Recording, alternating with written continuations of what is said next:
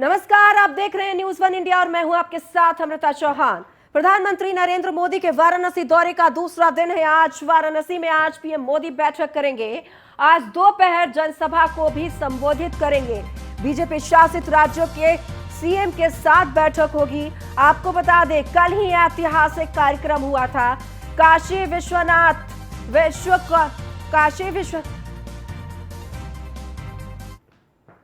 तो चलिए हम आपको 5 तस्वीरें भी दिखाएंगे प्रधानमंत्री नरेंद्र मोदी की और किस तरह से मुख्यमंत्री परिषद में हिस्सा लेंगे। आज मोदी की रैली भी है। प्रधानमंत्री की काशी में पीएम का दूसरा दिन है। कल आपने देखा किस तरह से ऐतिहासिक कार्यक्रम हुआ।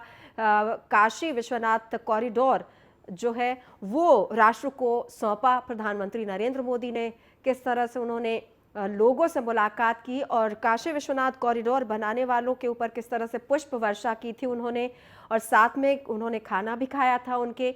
और आज जनता के लिए विश्वनाथ धाम खुल गया है। यहाँ पर आम जन जाकर बाबा के दर्शन कर सकेंगे। रात में भ्रमण किया था प्रधानमंत्री नरेंद्र मोदी ने, आम जन से मुलाकात की थी, आम लोगों से बातचीत की थी।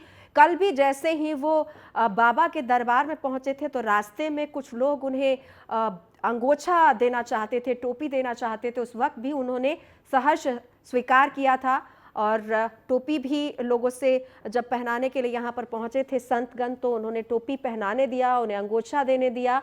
तो ये उन्होंने साबित किया कि किस तरह से जो आम जन हैं उनके लिए वो सुरक्षा की भी परवाह नहीं करते हैं, प्रोटोकॉल की भी परवाह नहीं करते हैं प्रधानमंत्री नरेंद्र मोदी। वो लोगों से कल जिस तरह से मिले, जिस तरह से उन्होंने काम करने वाले लोग थे जो दिन रात लगे हुए थे, मेहनत कर रहे थे काशी विश्वनाथ कॉरिडोर बनाने में, उन लोगों को उन्होंने किस तरह से अहमियत दी, उन लोगों से बातचीत की। उन लोगों से जब उनके ऊपर पुष्प वर्षा कर रहे थे तो उन लोगों से पूछ भी रहे थे कि आप कहाँ से हो भैया, कहाँ से यहाँ पर आए हो काम करने। तो ये तमाम चीज़ें जो देखने को मिली वो एक बार फिर से उन्होंने साबित किया कि वो आम जन के नेता हैं।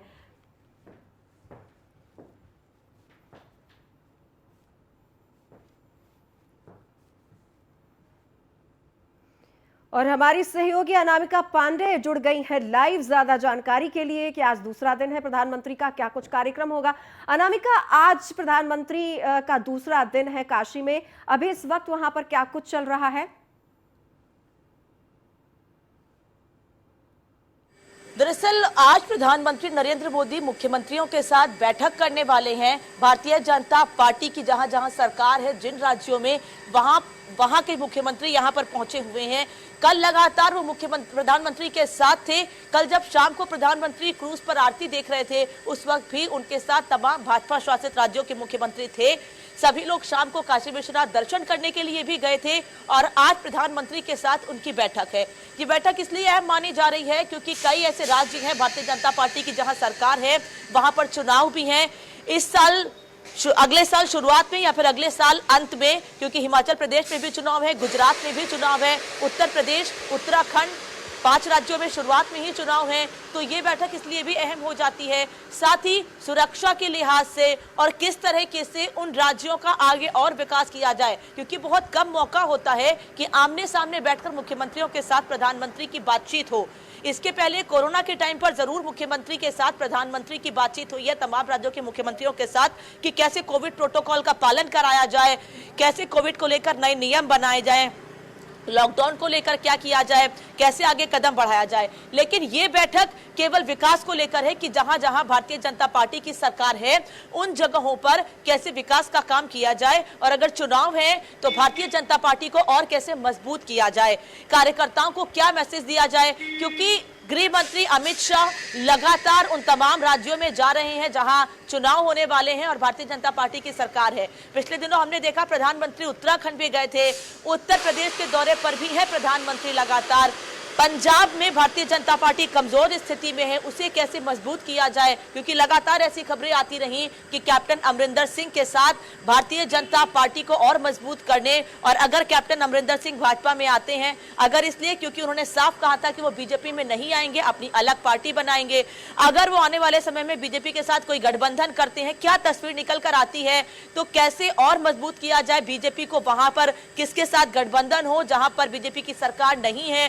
गोवा गोवा में क्या स्थिति है, क्योंकि बीजेपी वहां बहुत मजबूत नहीं है। मनोहर पर्रिकर के बाद से गोवा में भारतीय जनता पार्टी की स्थिति कमजोर जरूर हुई है, और इसके पहले 2017 के चुनाव के बाद बीजेपी की सरकार गोवा में कैसे बनी थी ये किसी से छिपा हुआ नहीं है। तो जो गठबंधन में इस वक्त गोवा में है भारतीय जनता पार्टी के साथ, उन्हें कैसे साथ लाया जाए, ये तमाम चुनौतियां हैं। और ये बैठक इसलिए भी अहम हो जाती है क्योंकि विकास कार्यों के अलावा पार्टी को कैसे अपनी मजबूत किया जाए।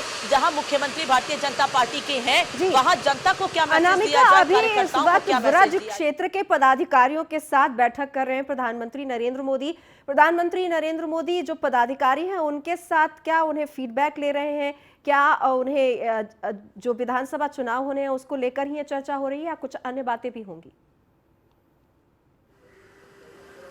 बिल्कुल बहुत जरूरी है ये बैठक करना भी, अन्य बातें भी होंगी। विधानसभा चुनाव को लेकर भी इस वक्त बातचीत चल रही है और उसके तुरंत बाद प्रधानमंत्री नरेंद्र मोदी यहां पर आएंगे जिस गेस्ट हाउस में यह बैठक होनी है, बरेका गेस्ट हाउस में यह बैठक होगी। प्रधानमंत्री नरेंद्र मोदी यहां थोड़ी देर में पहुंचेंगे। उसके पहले मुख्यमंत्रियों के आने का सिलसिला भी लगातार जारी है। जिन पदाधिकारियों के साथ आप बैठक की बात कर रही हैं वो इसलिए भी जरूरी है कि संगठन को मजबूत करने के लिए प्रधानमंत्री की ओर से लगातार संदेश दिया जाता रहा है और भारतीय जनता पार्टी उत्तर प्रदेश में खुद को मजबूत करने के लिए लगातार त्रिदेव का जिक्र करती आई है। त्रिदेव के जरिए यानी बूथ मैनेजमेंट के जरिए जनता तक सरकार के कामों को पहुंचाया जाए, ये बहुत जरूरी है। जहां बीजेपी की सरकार है और विपक्ष में रहते हुए किस तरीके से उन्होंने सरकार के गलत कामों पर सवाल उठाए हैं जो जनता के हित में नहीं रहे हैं, उसको लेकर भी कैसे जनता तक मैसेज दिया जाए। तमाम ब्रिज क्षेत्र के लोगों से बातचीत तो पदाधिकारियों से बातचीत की ही जा रही है। उत्तर प्रदेश में भारतीय जनता पार्टी के सामने चुनौतियां भी है, लेकिन जिस तरीके से पिछले दिनों पूर्वांचल में भारतीय जनता पार्टी की सरकार ने काम किया है, पूर्वांचल में जिस तरीके से पिछले दिनों उद्घाटन किए गए हैं, उन कामों को जनता तक पहुंचाना बहुत जरूरी है। क्योंकि एक तरफ सरकार काम कर रही है और उन्हीं कामों को अपने फेवर में दिखाने की, क्रेडिट लेने की होड़ भी विपक्ष में मची हुई है। समाजवादी पार्टी की ओर से लगातार यही काम किया जा रहा है कि किस तरह के से वर्तमान सरकार जो काम कर रही है उसको ये बताया जाए कि इसकी शुरुआत हमने की थी, फिर चाहे वो काशी विश्वनाथ कॉरिडोर हो या पूर्वांचल एक्सप्रेस वे हो। और पिछले दिनों बलरामपुर में सरयू जल परियोजना का जो उद्घाटन हुआ है उसको लेकर भी लगातार ये कहा गया कि भाई हमने शुरुआत की थी, आपने नाम बदल दिया है।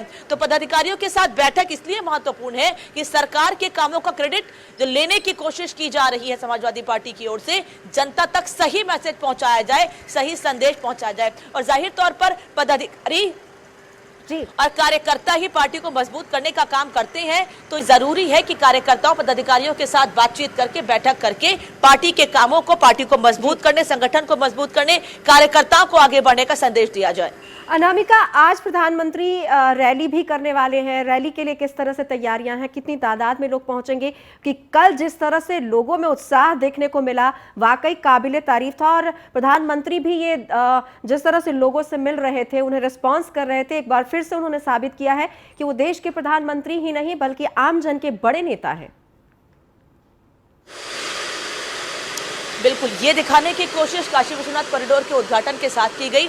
आज प्रधानमंत्री नरेंद्र मोदी इस बैठक के बाद, ये बैठक जब तक चले 2 घंटे, 3 घंटे, 4 घंटे, उसके बाद प्रधानमंत्री को सर्वदेव धाम मंदिर जाना है। वहां पर वो एक योग कार्यक्रम में हिस्सा लेंगे। 98वां वार्षिकोत्सव है इस योग केंद्र का, वहां पर वो हिस्सा लेंगे और उसके बाद एक सभा को भी संबोधित करेंगे। हालांकि प्रधानमंत्री हर जगह यही मैसेज देने की कोशिश कर रहे हैं कि किस तरीके से भारतीय जनता पार्टी ने, डबल इंजन की सरकार ने प्रदेश के विकास के लिए काम किया है और आगे भी काम करते रहेंगे। अगर आप केंद्र में भी बीजेपी की सरकार, एनडीए की सरकार बनवाते हैं, जनता से ये अपील कर रहे हैं और प्रदेश में भी बीजेपी की सरकार होती है, तो उसका फायदा सीधे तौर पर जनता को मिलता है, जिसका असर पिछले दिनों देखने को भी मिला।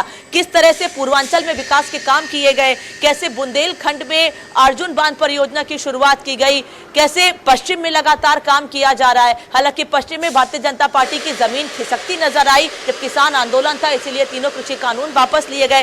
खैर ये अलग बात है, लेकिन आज जब प्रधानमंत्री सर्वदेव धाम जाएंगे, वहां से यह मैसेज देने की कोशिश जरूर की जाएगी कि वर्तमान सरकार किस तरह से काम कर रही है और आपके हितों के लिए लगातार सरकार प्रतिबद्ध है और आगे भी काम हम करते रहेंगे। प्रधानमंत्री नरेंद्र मोदी ने कल जिस तरीके से काशी विश्वनाथ कॉरिडोर के दौरान इतिहास को ध्यान में रखते हुए बातें की, उन्होंने राजा सोहेल देव का भी जिक्र किया, उन्होंने औरंगजेब का भी जिक्र किया। ये बता दिया कि प्रदेश के विकास के लिए इतिहास को जानना बहुत जरूरी है। अगर आपको अपने प्रदेश का विकास करना है, अगर आप सरकार में हैं, आप सत्ता में हैं, जब तक आप इतिहास नहीं जानेंगे तब तक आप ये नहीं समझ सकते हैं कि प्रदेश का विकास किस आधार पर किया जाना है, कि इन लोगों ने प्रदेश को पीछे करने की कोशिश की है, कि इन लोगों ने देश को पीछे करने की कोशिश की है। इसलिए इतिहास का जिक्र करना, उसे पढ़ना, जानना और विकास करना बहुत जरूरी है प्रदेश का। अनामिका, बहुत बहुत धन्यवाद आपका इस तमाम जानकारी के लिए। दिल्ली के सीएम अरविंद केजरीवाल का उत्तराखंड दौरा है। आज काशीपुर आ रहे हैं अरविंद केजरीवाल और सुबह 11 बजे पंतनगर एयरपोर्ट पहुंचेंगे अरविंद केजरीवाल। दोपहर 12:30 बजे होटल अनन्या काशीपुर पहुंचेंगे। दोपहर 3 बजे काशीपुर में जनसभा को संबोधित करेंगे। शाम 4:30 बजे काशीपुर से दिल्ली के लिए रवाना होंगे मुख्यमंत्री अरविंद केजरीवाल। उत्तराखंड चुनाव के लिए एक्शन मोड में है आप, और आप लगातार यहां पर जनसभा कर रही है। और आपको बता दें, जो आपके उम्मीदवार है, सीएम उम्मीदवार कर्नल कोठियाल, वो भी लगातार रोजगार गारंटी यात्रा निकाल रहे हैं, लोगों से बातचीत कर रहे हैं। और दिल्ली से भी मुख्यमंत्रियों का और मुख्यमंत्री का वहां पर लगातार दौरा हो रहा है। तो दोपहर 3 बजे काशीपुर में जनसभा को संबोधित करेंगे अरविंद केजरीवाल। बड़ी खबर, नोएडा अथॉरिटी को हाईकोर्ट से बड़ा झटका लगा है। 11 की जगह 15 गुना लीज रेंट मांगने के आदेश पर रोक लगा दी गई है। Great value project India limited को राहत मिली है। अदालत ने 11 गुना लीज रेंट ही लेने के निर्देश दिए हैं। अथॉरिटी ने एक तरफा फैसला लेकर लीज रेंट बढ़ाया है। 11 गुना लीज रेंट पर हुआ था दोनों पक्षों में कॉन्ट्रैक्ट। तो great value project India limited को बड़ी राहत मिली है। 11 गुना लीज रेंट पर दोनों पक्षों में कॉन्ट्रैक्ट हुआ था। अथॉरिटी ने एक तरफा फैसला लेकर बढ़ाया था लीज रेंट। तो अथॉरिटी ने एक तरफा फैसला लेकर लीज रेंट बढ़ाया था। और अब बड़ी खबर इससे जुड़ी हुई, 11 गुना लीज रेंट पर दोनों पक्षों में कॉन्ट्रैक्ट हुआ था। नोएडा अथॉरिटी को अब हाईकोर्ट से बड़ा झटका लगा है।